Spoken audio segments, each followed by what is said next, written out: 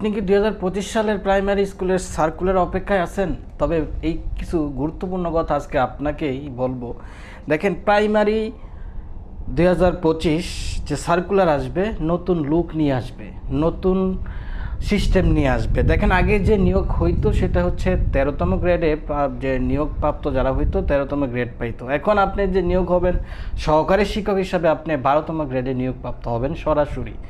এরপর আপনি 4 বছর চাকরি করার পর পদোন্নতি পেয়ে আপনি 11তম গ্রেডে যাইতে পারবেন। আগে প্রাইমারি প্রধান শিক্ষক যে নিয়োগ করা হইতো আলাদাভাবে, এখন বর্তমানে সহকারী শিক্ষক থেকে আপনি প্রধান শিক্ষক হইতে পারবেন, সেটা প্রাইমারিতেই অর্থাৎ পিএইচসিতেই।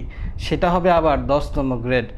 আপনি যে 97% যে মেধার কথা বলা হয়েছিল, বাকি কি যেন উপজাতি 3% আর হলো 5%, 2% উপজাতি, 5% হচ্ছে আপনার মুক্তিযোদ্ধা কোঠা। এখন মুক্তিযোদ্ধা কোঠাদের কোনো বয়স নাই, একেবারে কেউ কোনো মুক্তিযোদ্ধা দাবি করতে পারবো না। যারা যত জালিয়াতি সব ছিল সব বন্ধ। এখন 100% সম্পূর্ণ মেধার ভিত্তিতেই নিয়োগ করা হবে। আশা হারাবেন না, আশা করি ভালো একটা সময় আপনার জন্য সামনে অপেক্ষা করতেছে।